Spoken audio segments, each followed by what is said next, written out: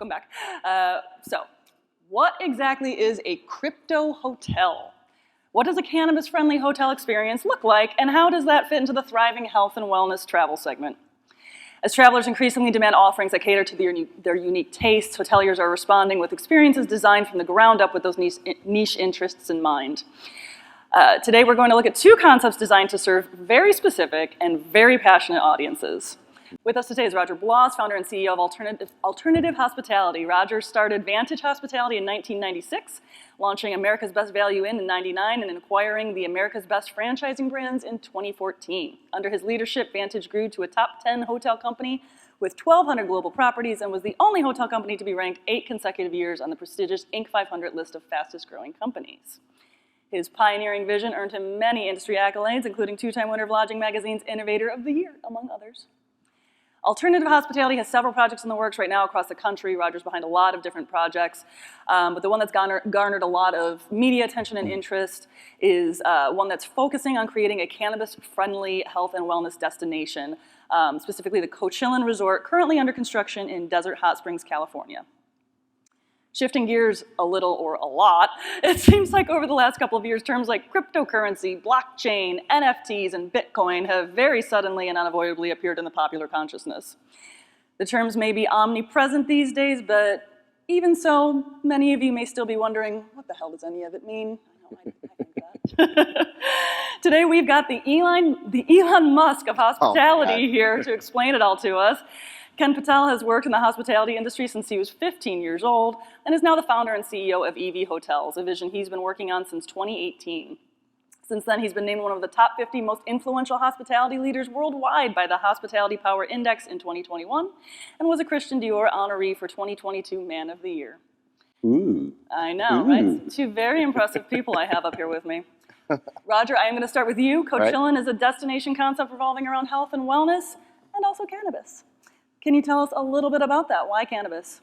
Why cannabis? Why cannabis? So, we heard a lot of different speakers talk about, and typically entrepreneurs find a niche or find something they're very passionate about. And kind of a unique story for me, I grew up here in South Florida during the cocaine days and the Miami Vice days, and we're going there. I have to admit I was a pretty heavy consumer, and so anyway, long story short, I had an accident that they told me I would never walk again. I drove my truck off a 3,000-foot cliff, and in the hospital, my doctor wanted to put me on oxycodone and pharmaceuticals, and I'm like, if you give me one, you need to give me 1 million of them, because I will be an addict once you give me one. And so after a couple of weeks of being injured, they're like, you're a single dad, you're running a hotel company, you're under a tremendous amount of stress. They actually put me in an ambulance and took me to a marijuana dispensary and said, pick your medicine. And I went, really? I like you. You guys are cool doctors. But what it did was it gave me the ability to heal and do things that I wouldn't have been able to do without it. So as I'm going to dispensaries and I'm going around the country still in pain and things, I go into dispensaries and people that look like me would say, hey, could you help me? Could you help me? And I realized that no one knew anything about it. And if you look at all of the things that it does medicinally for you, it's an amazing product. So we decided to put it in Desert Hot Springs. Desert Hot Springs was the first city in North America to allow legal cannabis consumption. So there is a huge cannabis corridor through Desert Hot Springs, California. So that's where we're putting our park. There's 40 million people within an hour-and-a-half drive of this location, including Los Angeles and things like that. So we've combined the park with hospitality, entertainment, sports, food, beverage, neurosurgicals, artificial intelligence, just about everything you can think of. We even dug our own well. We pump 1,000 gallons per minute into the park. So California has a huge water shortage. We sit on an aquifer that brings up water at 98% pH, so you can literally drink it out of the well. So people come from all over the world to Desert Hot Springs for this healing water. So we decided to drill a well, and now that water will run through bathtubs, showers, our swimming pools, things of that nature. So we also have a very well-known partner that's going to run our music side of it, because I drive down, I live in Las Vegas, I drive down the strip and I look at the billboards and I don't know who the people are. So I realize that side of it's passed me by, so we're partnering with a large music partner. So it's a destination park for tourism, education, exploration, discovery, things of that nature. A little bit of Coachella. Lot of Coachella in there. Is a little bit of Coachella. Yep. So can you describe EV Hotels as a smart hotel concept? What exactly does that mean? Tell us a little bit more about it, and how does cryptocurrency and blockchain fit into your concept? It's such a boring brand. I mean, like, horrible. So, I mean, I've been a crypto investor since 2013. So I got into that industry when Bitcoin was $141. I'm not going to tell anybody how much I bought, but I bought Bitcoin at 100. You did okay. Did okay, you know, and the thing behind EV Hotel is I had a vision when there were two articles back in 2017. One was on blockchain, one was on automation. And how do I combine that vision with the blockchain piece and then the automation piece? That's where we created our own smart devices. That's where we have our own technologies. So we're really a hotel brand that's also a technology vendor, where we have our own technologies. And then I put the NFT piece in. I'm part of the NFT community. I have probably like 1 million followers in the NFT community, right?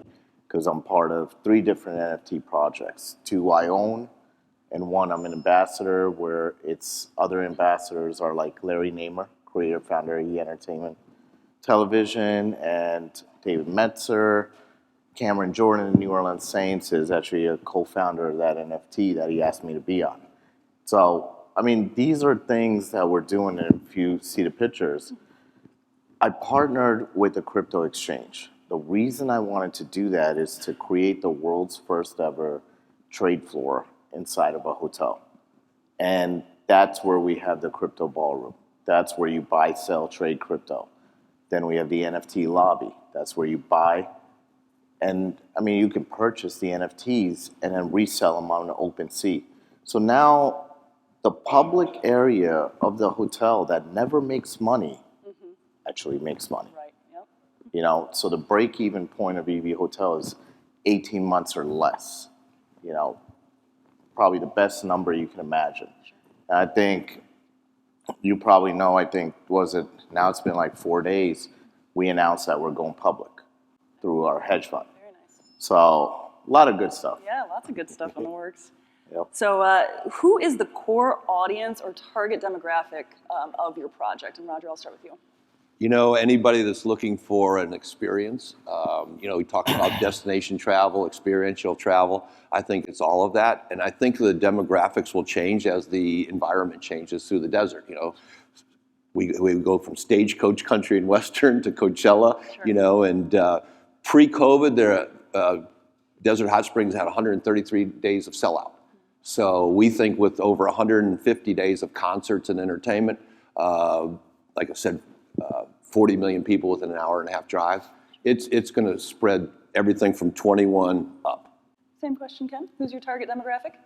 I mean, I feel like, and I tell our entire executive team this thing on every executive call, is what I've done is create a new segment. It's called Technology Traveler. We've only focused on BT and LT, Business Traveler, Leisure Traveler. So this new segment that I created is a Technology Traveler that takes a piece of each of those other segments, right?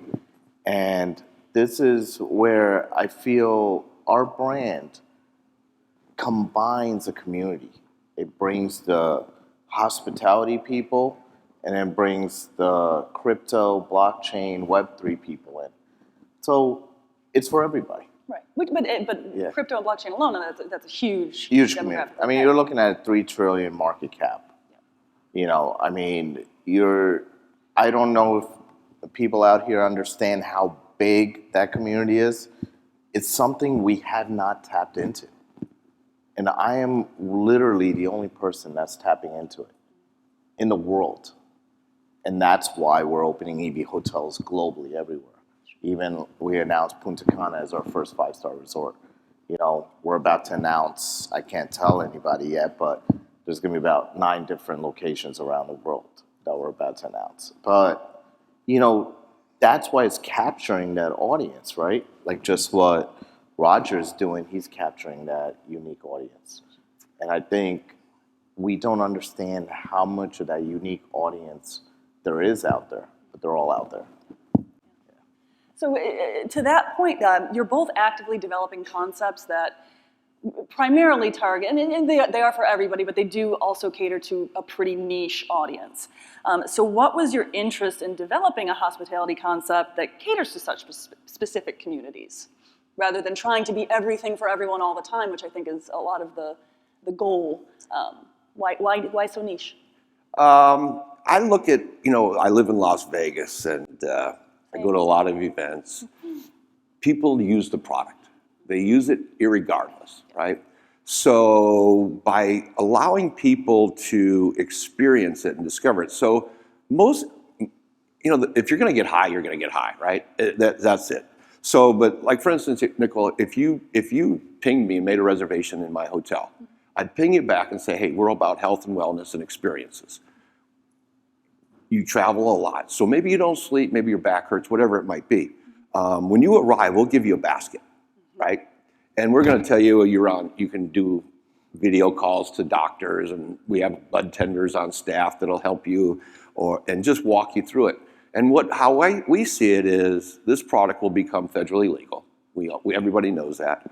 So where do you buy things? From people you like, you trust, and has worked for you. So we also see this as being a supplier for endless times. So you might be my customer once at the hotel, but you might be a consumer of my products for life. So that gives us, and that's why you see the size of this. I mean, it's 160 acres. We will be our own city when we're done. We were 4 years underground, just sewers, waters, roads, things like that. We spent $50 million underground, you know, drilling the wells and things. So Amazon has just announced the largest, most state-of-the-art distribution center on the planet adjacent to us. Walmart did the same. This I-10 corridor obviously goes all the way across the country. So we think that our customers will become destination customers and entertainment customers. Ken, what about you? Why target such a niche demographic? I think it needs to be targeted. I think it needs to be handled in a way that that consumer needs to be at the forefront, you know. And why I say that is we haven't really, when I talk to the crypto NFT community, there's such a unique brand of its own, you know, where you're talking about 12-year-olds making $500,000 creating NFTs.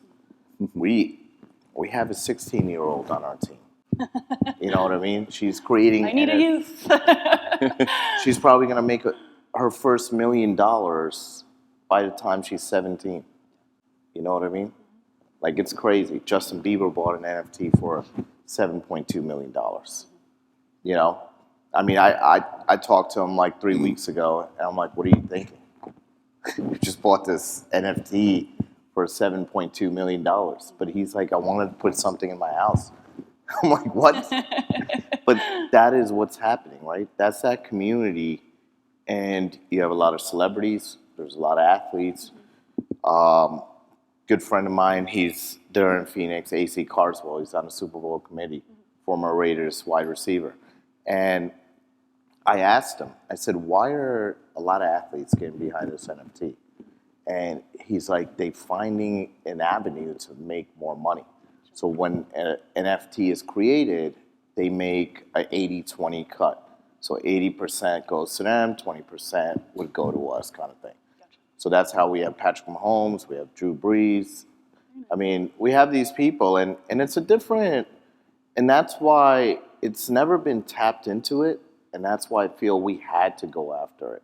Sure. We wanted to be the first. Yes, you know, we have tremendous amount of fans, but we have tremendous amount of people that might not understand it, you know? Yeah. So It's an untapped market to Yeah. cater to that. Well, yeah, which goes to my next question. Niche travel, experiential travel, whatever you want to call it, is really growing in popularity, especially coming out of the pandemic, and especially among younger travelers as well. Younger millennials and Gen Z, they really want to have experiences that align with their own interests and really cater specifically to that. Right. So how do you see your concept sort of fitting into this more experiential travel that's catering to these, again, people who are seeking something that really speaks to them personally? Roger, go ahead. So by partnering with the global music company, those acts, if you will, there's a new way to it for people to commercialize celebrities. So instead of having a celebrity come out and do a commercial at our property, they will come out, they'll do their concert, they'll do their rehearsals, whatever it might be. But so for instance, a celebrity can come to our theater and they can rent the amphitheater out, and we've sold it now many times over, where they come out and they do rehearsals before they go out on tour. They'll record while they're there. A lot of them like to use the product while they're there, so it's very popular. And what that does is gives us the ability to stream it live globally. So let's say Justin Bieber rents our amphitheater for a month before he goes out on tour. We can actually stream his rehearsals to his fans for 99 cents around the world. So it gives them, they're always engaged by our celebrities that are coming to the park. And again, once the product becomes federally legal, they'll be customers of ours. So we'll intertwine all of those things together. I mean, for us, you just think about it. This is, and you both are from Vegas, so you'll probably Right. understand it. What I've created is the new age casino.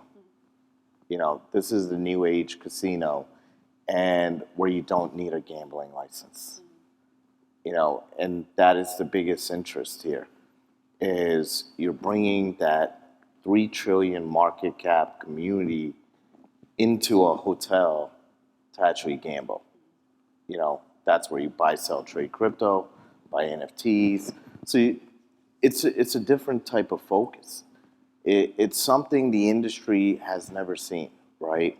It's what Forbes calls it the innovation of a century, And I don't really believe in that. I know you said everybody wants to call me Elon Musk, but I mean, this is about what we need, This is not about creating the Tesla effect, what Tesla did. I tell people this a lot, that Tesla didn't create the electric vehicle. Why Tesla grew and what it is today is the technology. And that's what we're about too. We don't have a front desk. We have the new age concierge desk. Our employees are not going to fill out logs, checklist, any of this stuff. Our employees are only going to focus on service. We only have one title for every single employee of the hotel. It's called an experienced employee. And that's it. It's the empowerment that is going to create the innovation here. And that is what we're really focused on. So Roger, I know when we were talking before, you were saying that the rooms are still going to be non-smoking, even though it's a cannabis-friendly, cannabis-focused resort. You're still not going to just allow people to smoke anywhere they want to at any time. So tell us a little bit about what you're kind of setting into motion with different areas. Yeah, first off, I hate the smoke. I hate it. I live, like I said, I live in Vegas. I think it's horrible for the customers. Horrible for everybody. So first off, there's a Clean Indoor Act, right? So that's how I get past the lenders. But yeah, every room will have a balcony. There are destination spots across.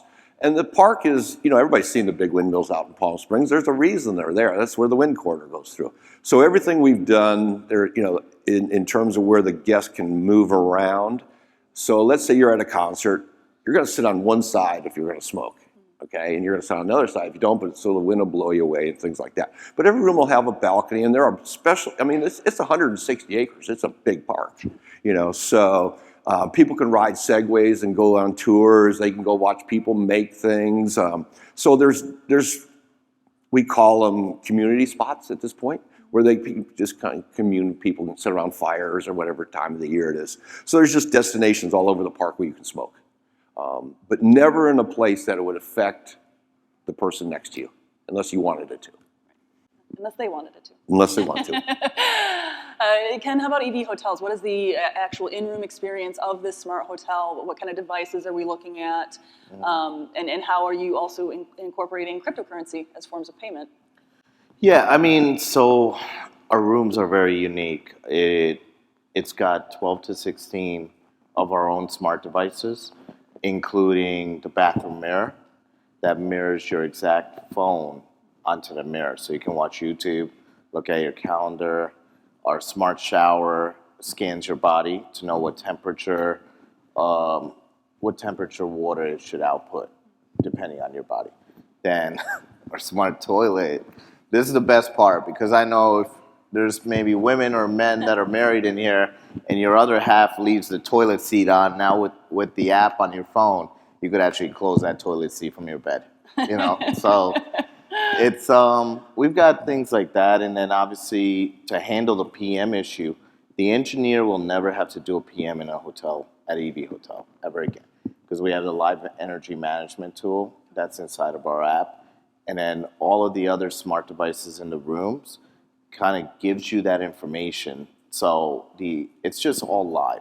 So it automatically creates a work order when something is not working, like a bathroom fan, the toilet, the shower, whatever it might be, the lights. So this is all part of it, right? And with the crypto side, after 90 days of a hotel opening, the only form of payment that will be accepted is cryptocurrency. And the reasoning behind that is to prevent fraud. 1 to 2% of your revenue is lost in chargebacks annually. Sure. There'll be no chargebacks anymore. And then also the crypto wallet is a very unique ID that only belongs to you. So now you only know that. So it's a direct transaction. And because of that direct transaction, we're not going to have any sort of fraud, you know? And that's what I truly believe in, you know?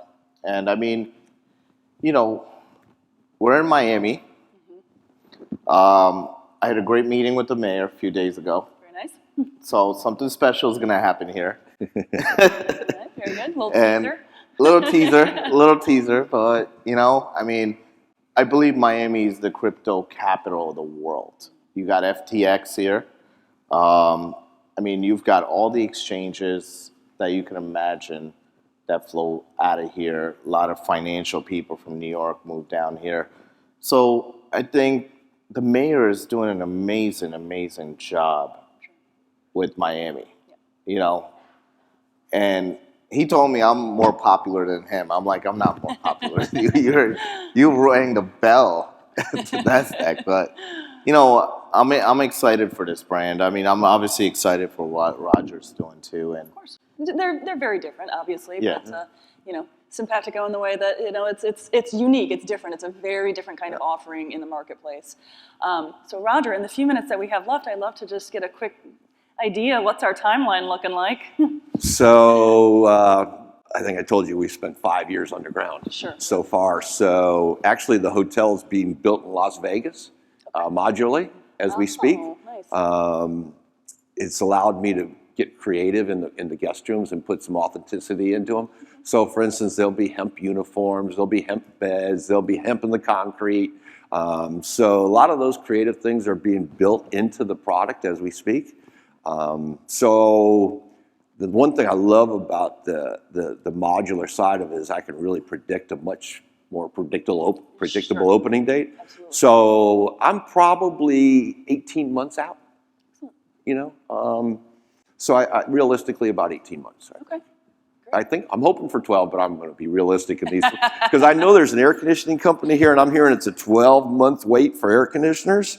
So if I'm wrong, please see me after. I'd like to buy some air conditioners. And by the way, that's what I love about these places because I can do that, and I'll have these. They'll come up and say, "Yeah, I have it."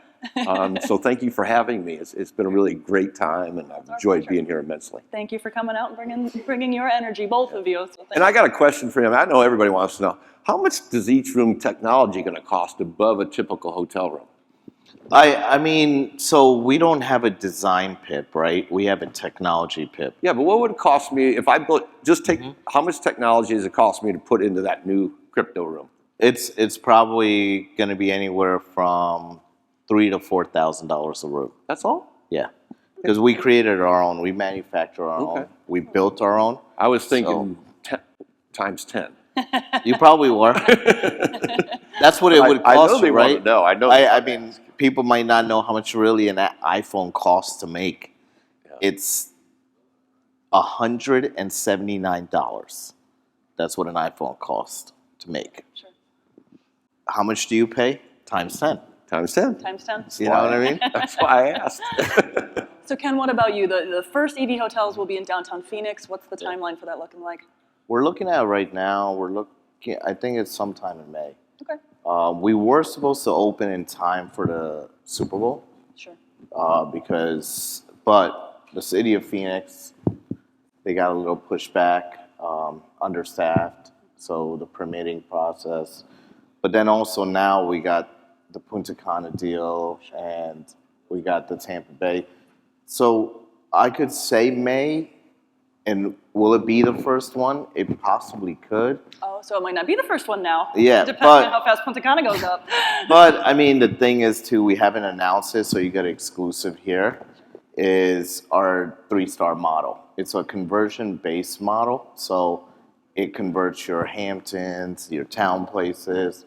It doesn't give you the crypto ballroom, but it gives you the NFT lobby still. So that's an extra layer of revenue. And we feel like we're gonna have so many of those models that we could probably open in 4 to 5 months with an EV hotel somewhere. It makes it a much faster Yeah, turnaround. but I mean, Dubai's so interested. I mean, I mentioned I went to school in Dubai, so that's where I got my MBA. And we're about to do a lot of work in Dubai. I'm actually supposed to speak there in December. So, you know, we'll see. I mean, Dubai works very fast. I don't know how, but They build whole new yeah. cities overnight. I'm on the advisory board for the Moon-Shaped Hotel, Yeah, yeah. the $5 billion hotel. So, I mean, 5 billion, not 5 million, Yeah. 5 billion. Incomprehensible numbers. Yeah, crazy. The size of some countries' GDP. Well, excellent. That's all the time we have, gentlemen. So there's so much to look forward to. Thank you so much for your time and for coming out and for bringing the party last night. Thank you. All right. We got to bring the party. It's Miami, right? Thank you so much. Thank you so much. Really appreciate it.